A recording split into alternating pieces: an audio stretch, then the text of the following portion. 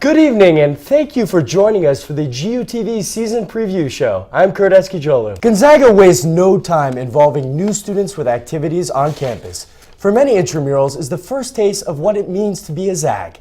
Nationwide, intramurals are a great resource to get college students active, but here at Gonzaga, intramurals are much more than just an activity to stay fit. They're a way of life, an arduous journey of grit, with the ultimate goal of showcasing the most valued prize around campus, the intramural shirt. The main thing was that we decided to do the shirt because we felt like this will also provide marketing. Every day, students at Gonzaga University are gifted with the opportunity of representing their swag, their intramural t-shirt, and it all starts here at Bulldog Alley. Once upon a time, the shirt did not exist at Gonzaga University. We wanted to just give little plaques and trophy and stuff, and the truth is that most people would not find true enjoyment about that because it's just something that you put in a corner, you don't care. It is actually a recent phenomena that began after the introduction of Mulligan Field. It had to be in 2006, and we started the tradition then. For many students, they chose to come to Gonzaga not only because of its top-notch commitment to educate, but because of its highly spirited and competitive sports community. It's very competitive because they want to have the shirt. The intramural shirt is the heartbeat that fuels the students of Gonzaga University, and it will be for decades to come. On another campus, a $7 t-shirt isn't worth the struggle and commitment, but here at Gonzaga, the chance to showcase your championship is priceless. Joining me is Shelly Radke and Jack McGrew. Thank you guys so much for joining us today. It's really a pleasure learning about everything intramurals. So first, I actually heard you, Shelly, talking to Jack before about this nickname Grandpa. Where does this come from? What is the goal, you can speak to this, Jack, as well as Shelly. What do you think the goal for the intramural program is? Unfortunately, they just can't make it up, but they'd love to meet Dan, and they'd love to experience the atmosphere that is GUTV. It's truly special. It's going to be a lot of heat and slack for the refs, but I know they'll do a great job. Did you get the motivation from the shirt from another school maybe? Or I heard him talk a lot about Bloomsday as well. Was that any motivation in that as well? Mostly other schools. You can tell by the training that it's definitely not easy, but this struggle is what brings the staff closer together. These staff members are more than just co-workers, and Nina Braddock found out what makes them feel more like family. There's nothing sweeter than walking around campus showing your buds that you're number one, basically.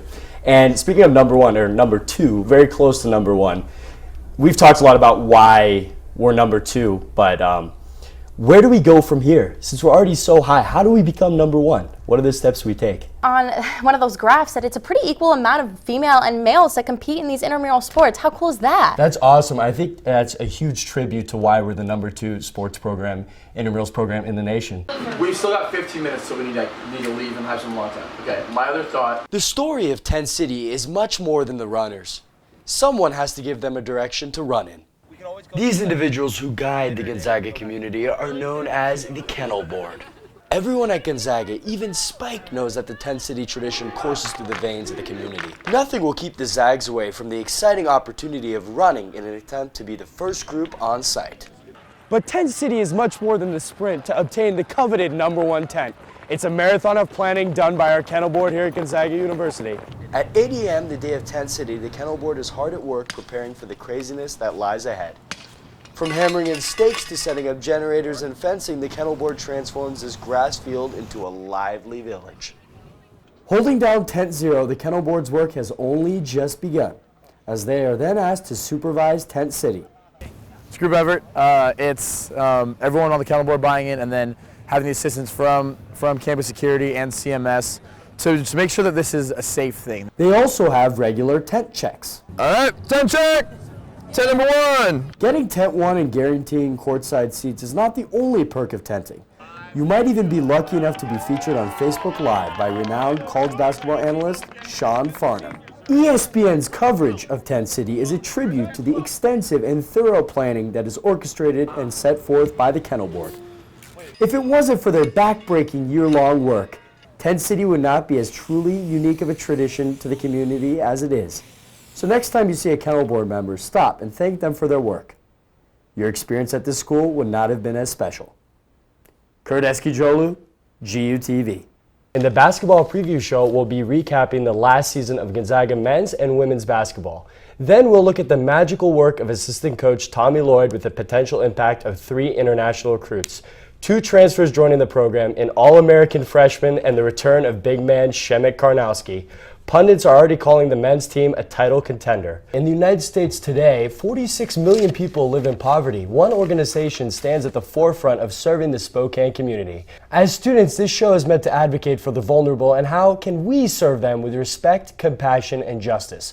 We hope this special will inspire you, the Gonzaga community, to join the Catholic Charities campaign to help solve the problem of homelessness. Dana, where do we start with this? How do you figure yourself in this problem? The bond does not stop when the game ends. These refs spend a lot of time together outside of work and even play on the same intramural teams. If you too have a passion for sports and want to be a part of this family, there's an info session on Tuesday, December 6th at 9:30 p.m. in the Rudolph Fitness Center. I'm super excited about this special. Coming from a background, my dad's Turkish. He actually grew up Muslim. I'm super excited to see where we take this show and questions most people ask.